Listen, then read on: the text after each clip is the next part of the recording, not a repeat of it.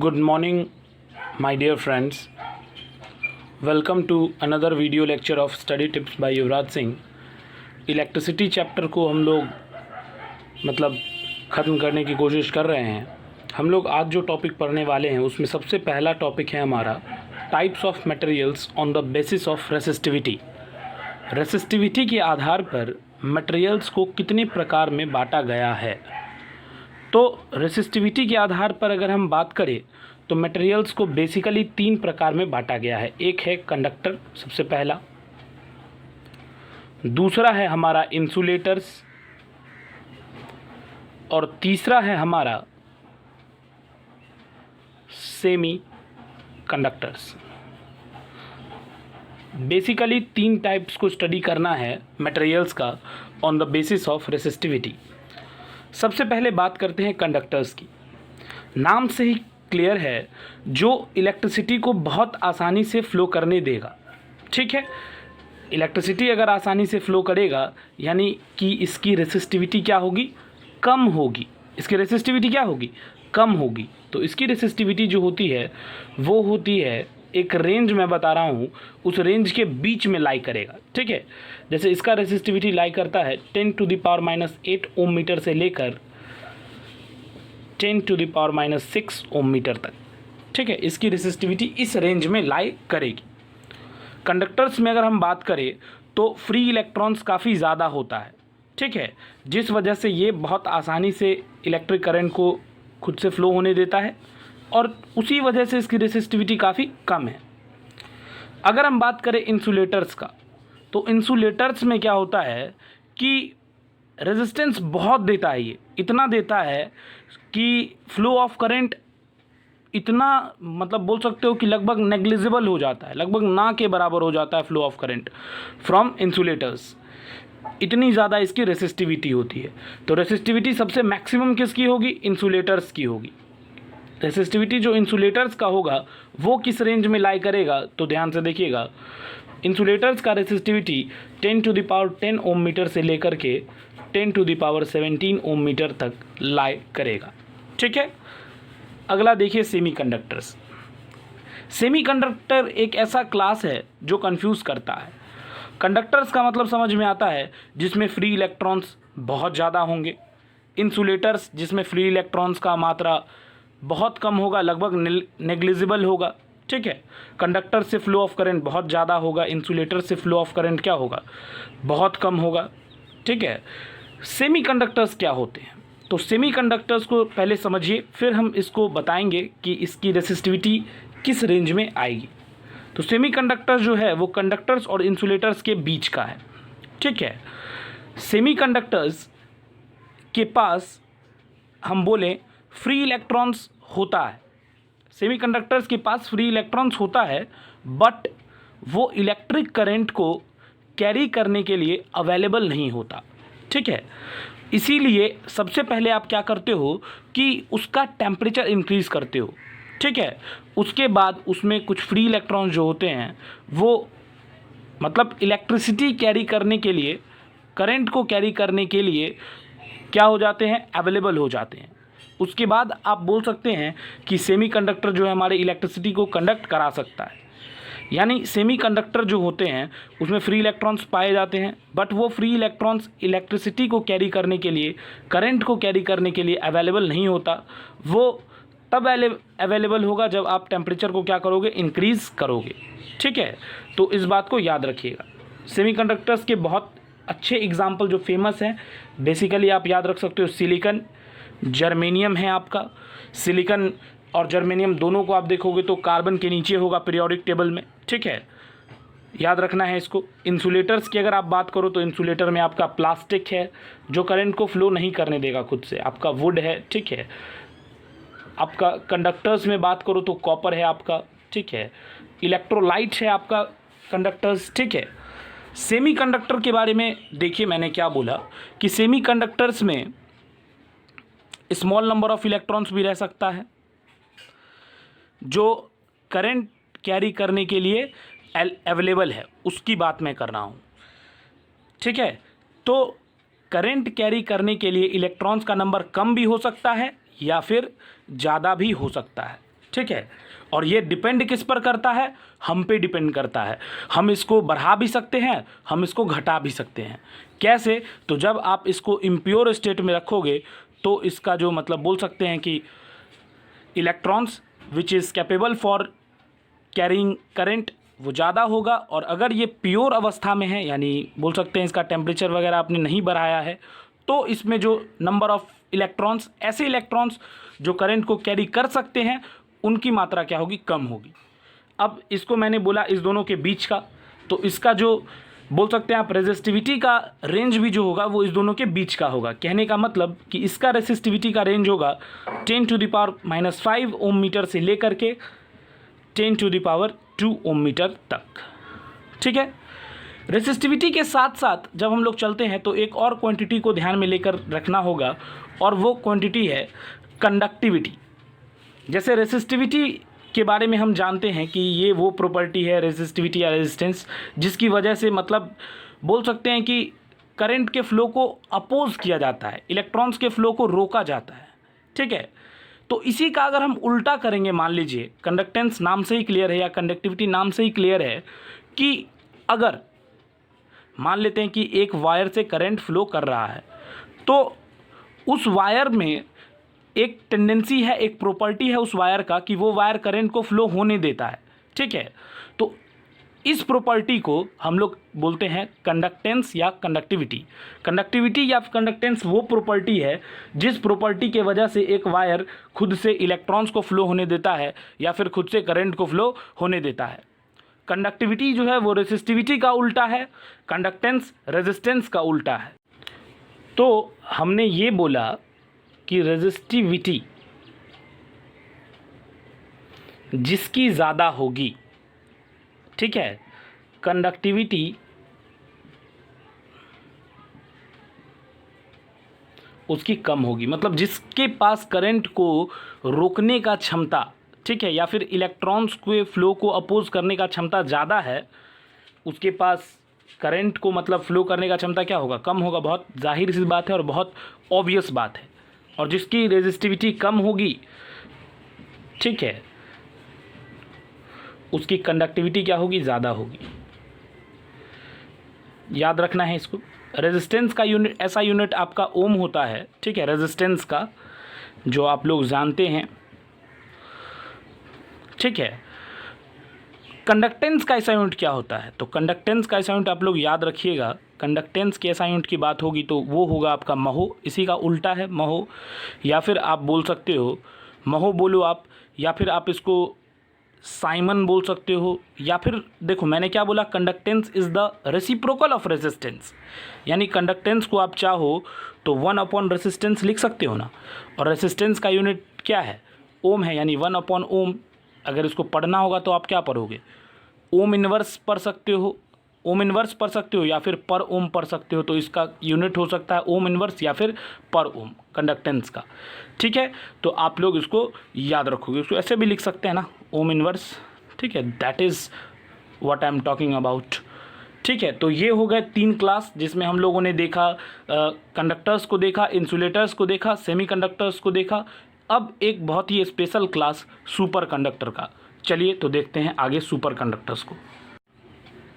तो ध्यान से सुनिएगा सुपर कंडक्टर्स के बारे में जो भी बातें मैं बोलने जा रहा हूँ। मेटेलिक कंडक्टर का जो रेजिस्टेंस है वो टेम्परेचर बढ़ाने पर बढ़ता था, ऐसा हमने पिछले वीडियो लेक्चर्स में देखा था। क्योंकि आप टेम्परेचर बढ़ाते थे तो इलेक्ट्रॉन्स के बीच का कोलिजन बढ़ जाता था, जिसकी वजह से आपका रेजिस्टेंस भी इंक्रीज़ कर जाता था। ठीक है। यानी मेटेलिक कंडक्टर्स में टेम्परेचर के इंक्रीज़ होने से रेजिस्टेंस बढ़ा। ठीक है। फिर टेम्परेचर के डिक्रीज़ होने से, अगर टेम्परेचर कम होता है तो रेजिस्टेंस क्या हो जाता है, आपका घट जाता है। इसका मतलब अगर आप टेम्परेचर को कम करते जाओ, कम करते जाओ, कम करते जाओ, तो रेजिस्टेंस घटता जाएगा। एक वक्त आएगा जब रेजिस्टेंस क्या हो सकता है, 0 हो सकता है। अप्रॉक्सीमेट वैल्यू रेजिस्टेंस की क्या हो सकती है, 0 हो सकती है। ठीक है। उस टेम्परेचर को, जिस टेम्परेचर पे रेजिस्टेंस 0 हुआ है, उस टेम्परेचर को आप बोल सकते हैं क्रिटिकल टेम्परेचर। क्या बोल सकते हो उस टेम्परेचर को आप, critical temperature. The temperature at which the resistance of a conductor becomes zero, that temperature is called critical temperature. ठीक है, अब सुपर कंडक्टर्स क्या है? ऐसे कंडक्टर्स जिनका रेजिस्टेंस किसी टेम्परेचर पर, जो क्रिटिकल टेम्परेचर होता है उस टेम्परेचर पे क्या हो जाएगा, उनका रेजिस्टेंस जीरो हो जाएगा. That is called super conductors. अब सुपर कंडक्टर्स का फ़ायदा क्या है? रेजिस्टेंस अगर जीरो हो जाएगा, मान लो अपोजिशन ख़त्म हो गया, तो जो एनर्जी वेस्ट हो रहा था अपोजिशन में, वो एनर्जी क्या हो जाएगा, हमारा बचेगा. Which will be a very very, बोल सकते हैं कि big revolution in upcoming times. Upcoming generation के लिए एक बहुत बड़ा, बोल सकते हैं कि रिवॉल्यूशन होगा ये सुपर कंडक्टर्स. कैसे? क्योंकि इसकी वजह से एनर्जी का जो वेस्टेज है, एनर्जी का जो लॉस है, उसको कम किया जा सकता है सुपर कंडक्टर्स की वजह से. ठीक है, लेकिन नुकसान क्या है? इतना कम टेम्परेचर प्राप्त करना बहुत मुश्किल होता है. उतना कम टेम्परेचर प्राप्त करना बहुत मुश्किल होता है जिस टेम्परेचर पे किसी सब्सटेंस का या किसी कंडक्टर का रेजिस्टेंस क्या हो जाए, जीरो हो जाए. ठीक है, तो ये बोल सकते हैं ये एक बहुत बड़ा चैलेंज है. हालांकि हमारे साइंटिस्ट ने बहुत सारा ढूंढा भी है सुपर कंडक्टर्स को. ठीक है, जैसे अगर मैं आपको एक एग्जांपल दूं तो मैं आपको दे सकता हूं कि मरकरी का एग्जांपल देखिए. आप मरकरी को अगर आप 4.2 केल्विन पे रखिएगा, कितने केल्विन पे? 4.2 केल्विन पे. सेल्सियस में कन्वर्ट करिएगा, सोचिए कितना कम टेम्परेचर है ये. अगर मैं आपको बताऊं 1 डिग्री सेल्सियस का वैल्यू कितना होता है, तो 273 केल्विन होता है. लगभग 273 केल्विन के आसपास होता है 1 डिग्री सेल्सियस का वैल्यू. अगर मैं बात करूं 4.2 केल्विन, इसको अगर आप सेल्सियस में कन्वर्ट करोगे तो अप्रॉक्सीमेटली 268.8 डिग्री सेल्सियस आएगा ये वैल्यू. इतने टेम्परेचर पे जब आप मरकरी को ले जाओगे तो मरकरी का जो रेजिस्टेंस है वो क्या हो जाता है, जीरो हो जाता है. क्या हो जाता है? जीरो हो जाता है. यानी कि मरकरी उस टेम्परेचर पे इलेक्ट्रिक करंट को फ्लो कराने लगता है विदाउट एनी एनर्जी लॉस. बिना किसी एनर्जी लॉस के वो क्या करने लगता है, इलेक्ट्रिक करंट को खुद से फ्लो कराने लगता है. तो ये बोल सकते हैं कि आने वाले जनरेशन्स के लिए बहुत बड़ा एक एडवांटेज होगा. लेकिन इसकी कमी भी है, और कमी है क्या, इतना कम टेम्परेचर प्राप्त करना हमारे लिए बहुत बड़ा चैलेंज है. ये एक टॉपिक बहुत आसान है, लेकिन थोड़ा सा इसको देख लेते हैं. इलेक्ट्रिक सर्किट और कुछ कंपोनेंट्स का सिंबल. इलेक्ट्रिक सर्किट क्या है? तो जिस रास्ते से आपका इलेक्ट्रिक करंट फ्लो करता है उस रास्ते को आप क्या बोलते हो, इलेक्ट्रिक सर्किट बोलते हो. ठीक है, अब इसमें कुछ सिंबल्स को स्टडी करना है. जैसे सेल को किस सिंबल से डिनोट करते हैं, ठीक है, तो उन सारे सिंबल्स को ध्यान से देखिएगा. तो चलिए फ्रेंड्स, अब आते हैं हम लोग कुछ सिंबल्स पे, जिस सिंबल्स का यूज़ करके हम लोग अपने इलेक्ट्रिक सर्किट को डिनोट कर सकते हैं. सबसे पहला हमारा सेल को डिनोट करने के लिए सिंपल 2 लाइन का आप यूज़ कर सकते हैं. एक बड़ा है जो पॉजिटिव होगा और एक छोटा जो नेगेटिव. बैटरी क्या है? ग्रुप ऑफ सेल्स है, तो सेल जैसा ढेर सारा आप स्ट्रक्चर बनाइएगा, सिंबल बनाइएगा तो वो बैटरी हो जाएगा. प्लग की अगर मैं बात करूं तो प्लग की का मतलब क्या होता है, इसको समझिएगा. प्लग की जस्ट एक, बोल सकते हो कि स्विच जैसा काम करेगा, जिससे आप अपने सर्किट को ऑन ऑफ कर सकते हो. मतलब करंट के फ्लो को शुरू भी कर सकते हो और बंद भी कर सकते हो. डिवाइस को खोल भी सकते हो, मतलब स्विच ऑन भी कर सकते हो डिवाइस को, या फिर आप डिवाइस का स्विच ऑफ भी कर सकते हो. ये जो कनेक्शन अभी हमने बनाया है प्लग की का, ये जो सिंबल बनाया है, ये है प्लग की. जब आपका सर्किट क्या रहता है, ओपन रहता है. कैसा सर्किट रहेगा? ओपन सर्किट कहने का मतलब कि उससे करंट का फ्लो नहीं होगा. करंट का फ्लो हमेशा और हमेशा क्लोज्ड सर्किट से ही होगा. ठीक है, तो ये है ओपन सर्किट का, यानी ये है आपका स्विच ऑफ का कंडीशन. ठीक है, इस वक्त आपका डिवाइस वर्क नहीं कर रहा होगा. स्विच ऑन का कंडीशन क्या है, या फिर क्लोज सर्किट का, तो ये है क्लोज सर्किट का कंडीशन. कहने का मतलब ये हो गया आपका क्लोज सर्किट, और अगर सिंपल ऐसा रहता तो ये होता आपका open circuit. Okay, close circuit मैं इसको कर देता हूँ, और ये है आपका ओपन सर्किट का. ठीक है, उसी तरीके से अगर मैं स्विच की बात करूँ तो स्विच में भी 2 कंडीशन होगा, एक होगा स्विच ऑन और एक होगा स्विच ऑफ. ये कंडीशन है स्विच ऑफ का. इस वक्त आपका सर्किट कैसा होगा, तो सर्किट ओपन होगा, ठीक है। स्विच ऑफ है यानी डिवाइस वर्क नहीं कर रहा, तो डिवाइस वर्क कब नहीं करता, जब सर्किट आपका ओपन रहे। क्लोज्ड सर्किट कब होगा, या फिर तो ऐसा जब कंडीशन आपको मिलेगा, जब इस स्विच गिर जाएगा ना, ये दोनों कनेक्ट हो जाएगा आपस में, तो आपका जो स्विच होगा वो ऑन हो जाएगा, सर्किट कैसा हो जाएगा, क्लोज्ड हो जाएगा। समझ में आ रहा है ना बात, ये याद रखिएगा। बल्ब को आप इस सिंबल से यूज़ कर सकते हैं, इलेक्ट्रिक बल्ब को। ये हो गया आपका रेजिस्टेंस, जिसको आपने डिस्कशन आपने देखा भी है। और ये रेजिस्टेंस जो है वो फिक्स्ड है, नहीं, इसको आप फिक्स्ड रेजिस्टेंस भी बोल सकते हो। इसकी वैल्यू फिक्स होती थी। अगर 2 ओम का रेजिस्टर लिया है मान लो, तो उसको आप बढ़ा घटा नहीं सकते, वो फिक्स्ड रेजिस्टर का सिंबल ये है, ठीक है। लेकिन अगर आप वेरिएबल रेजिस्टेंस की बात करोगे तो ये यूज़ कर सकते हो सिंबल, या ये, इसको रियोस्टैट भी बोलते थे। ऐसा क्यों, क्योंकि इसके रेजिस्टेंस को आप क्या कर सकते हो, बढ़ा घटा सकते हो। इसको स्लाइड करोगे आप, इसको जब आप स्लाइड करोगे तो इसके रेजिस्टेंस को आप बढ़ा भी सकते हो या घटा भी सकते हो, इसलिए इसको कहा गया है वेरिएबल रेजिस्टेंस। और भी सर्किट सिंबल आप लोग याद रख सकते हैं, जैसे आप एमीटर का, जो इलेक्ट्रिक करंट को मेज़र कर सकता है किसी भी सर्किट से, उसका आप सिंबल याद रख सकते हो। अगला वीडियो लेक्चर हमारा इसी पे होगा कि एमीटर को और वोल्ट मीटर को कनेक्ट कैसे करते हैं और आखिर इसका यूज़ क्या है, ठीक है। तो ढेर सारा डिवाइसेस को लेकर अगला वीडियो आएगा। ये है एमीटर, ये है आपका वोल्ट मीटर, जिससे आप पोटेंशियल डिफरेंस को मेज़र कर सकते हैं, ठीक है। तो ये सारे सिंबल्स को आप याद रख सकते हो। एक और जो बहुत इम्पॉर्टेंट है, कभी कभी आप सर्किट को डिनोट करते टाइम वायर्स को दिखाते हैं, तो वायर्स 2 तरह का हो सकता है। एक वायर हो सकता है जब 2 वायर आपका ज्वाइन हो, वहाँ पे कैसा दिखाएंगे, और एक वायर होगा जब वायर क्रॉस होगा बिना ज्वाइन किए हुए, ठीक है। ऐसा तो नहीं कि आप ड्रॉ करके दिखाओगे कि वायर क्रॉस किया है वो भी बिना ज्वाइन किए हुए, या फिर वायर क्रॉस किया है ज्वाइन किए हुए। उसके लिए हमारे पास सर्किट सिंबल है सिंपल सा। अगर आपको ऐसा सिंबल मिले, कह सकते हैं ये, तो इसका मतलब होगा कि 2 वायर आपस में क्रॉस किया है विदाउट ज्वाइनिंग, उनमें ज्वाइन नहीं किया गया है, ठीक है। लेकिन अगर ऐसा सिंबल रहेगा, इसका मतलब होगा कि 2 वायर आपस में क्रॉस किया है और दोनों के बीच में एक जंक्शन है, एक मीटिंग पॉइंट है, जहाँ पे उन दोनों को क्या किया गया है, ज्वाइन कराया गया है, ठीक है।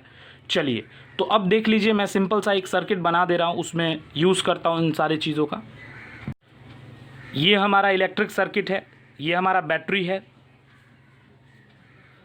ये हमारा इलेक्ट्रिक बल्ब है,